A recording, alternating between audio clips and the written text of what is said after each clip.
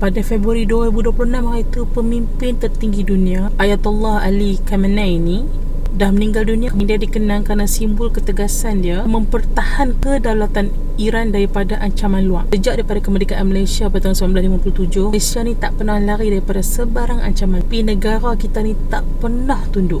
Seperti Iran, Malaysia ni sehingga hari ini memperjuangkan kedaulatan dan juga kebajikan rakyatnya. The most important thing lah yang hampa kena tahu. Tapi hari ini ancaman terhadap negara ni bukan lagi datang daripada penjajahan secara fizikal ni. Datang secara halus melalui pengkhianat dalam negara yang dengan sengaja menyebarkan naratif tidak puas hati, especially terhadap ekonomi negara Malaysia tu sendiri. Perdana Menteri Malaysia Datuk Seri Anwar Ibrahim membuat banyak jenis inisiatif untuk rakyat Malaysia. Yang paling common lah adalah sumbangan tunai rahmah, mai kasih. Dalam banyak-banyak inisiatif yang Perdana Menteri Malaysia Datuk Seri Anwar Ibrahim bawa, ada juga mulut-mulut rakyat yang masih lagi tidak puas hati dengan sebarang bentuk bantuan yang diberi.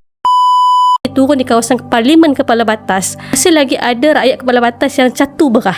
Catu untuk beli beras. Bila saya tanya, mak beli beras selalunya berapa kilo per sebulan dan sebagainya. Dia kata, YP, kalau ada duit, belilah hak sekampit 5 kilo ataupun 10 kilo. Kalau tak ada duit, belilah sekilo.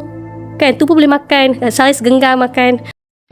Macam sekarang, kita memang tahu pihak rejim Zionis ni memang dah lama duk melemahkan negara-negara yang berdaulat ni. Mereka cuba nak menggunakan rakyat Malaysia tu sendiri untuk memecah belahkan kita semua ni lah. Perdana Menteri kita takkan biarkan benda ni daripada terjadi. Kan kita nak sengaja biarkan rejim Zionis ni merosakkan negara kita. Takkan nak biarkan mereka ni jajah minda kita ni, rosakkan juga masa depan Malaysia sendiri. Kerajaan Madani akan terus berusaha sedaya upaya dalam memastikan kebajikan rakyat sentiasa menjadi keutamaan selaras dengan tekad untuk membina sebuah negara yang lebih adil, sejahtera dan berperi kemanusiaan.